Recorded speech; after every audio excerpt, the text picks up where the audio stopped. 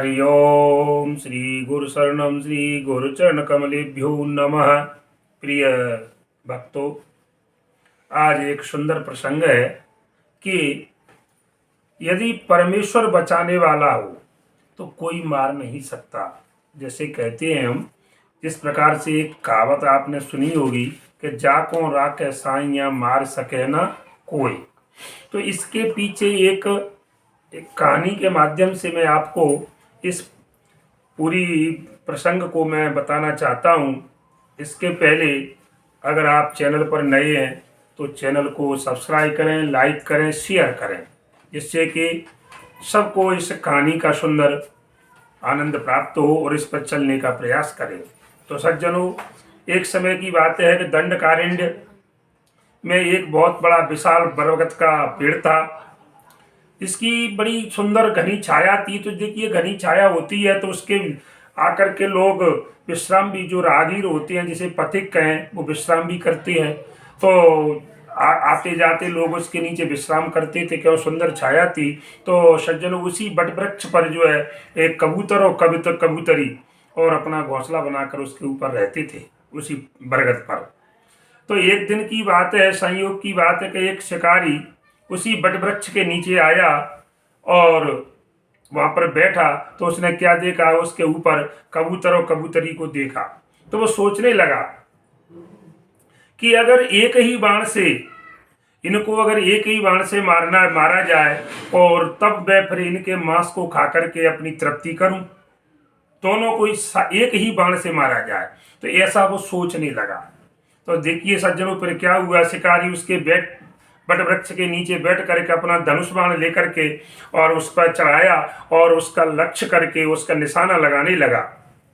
और देखिए तब क्या हुआ कि दोनों जो है कब तक एक सीध में आए, वो इस विचार में था कि दोनों कबूतर कबूतरी एक सीध में आए और एक ही बाण से दोनों के प्राण जाए और मैं अपना बाण छोड़ूं और इनको मारूं।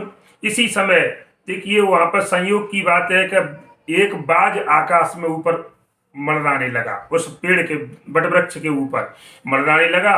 तो कबूतर कबूतरी के बारे में सोचने लगा कि अगर ये कबूतर कबूतरी इस पेड़ से उड़े तो मैं इनको एक ही झपट्टे में दोनों को पकड़ करके मार डालूं और मेरा भी सुंदर भोजन बन जाएगा।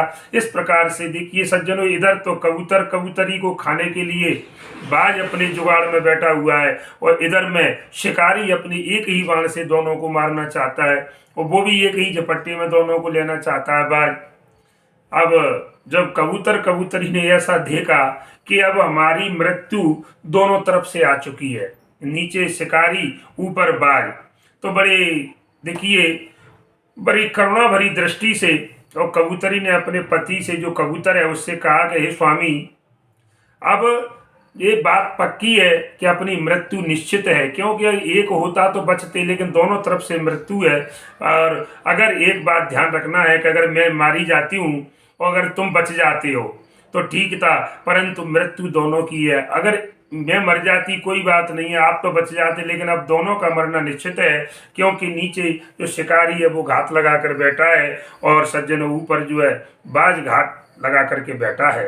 अब दोनों ओर से मृत्यु पास आ चुकी है। तो कबूतर देखिए क्या कहता है कबूतरी से कि देखिए, घबराना नहीं चाहिए मनुष्य को। जब विकट परिस्थिति आ जाए तो मनुष्य को अपना संयम धैर्य नहीं खोना चाहिए। जैसे कि एक तूफान में नाव फंस जाती है समुद्र में, तो नाविक को अपना धैर्य नहीं छोड़ना चाहिए, क्योंकि अगर वो धैर्य रखेगा तो नाव पार लग जाएगी। उसने ये बात बताई कबूतरी को और कहने लगा, देखिए अब एक ही बात है, इस समय अंतिम समय में स्मरण करना, परमात्मा को स्मरण करो और केवल ईश्वर ही बचाने वाला है। आपने किस्सा सुना हो गज और ग्रह की लड़ाई में, तो लास्ट में जब सब तरह से वो जो है गज हार चुका तो परमात्मा को याद किया, तो परमात्मा आए और उस ग्रह को मार के और गज का उद्धार किया।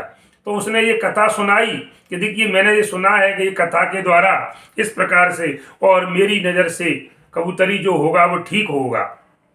तो उस समय कबूतर कबूतरी देखिए उसी समय परमात्मा के ध्यान में तल्लीन हो गए, परमात्मा का ध्यान करने लगे। और कुछ देर बाद क्या देखते हैं कि घबराते हुए कबूतरी फिर बोली, है स्वामी, अब तो व्याध नीचे जो है धनुष पर बाण चढ़ा करके बैठा हुआ है और बाज आकाश में मंडरा रहा है। अब बचाने वाला कोई नहीं है, मृत्यु हमारे नजदीक आ चुकी है। इतने में क्या हुआ, देखिए परमात्मा की कृपा जब होती है, जो परमात्मा को सच्चे मन से ध्यान लगाता है तो उसका क्या हुआ, इतने में क्या हुआ कि जो शिकारी था उसको एक भयंकर सर्प ने डस लिया।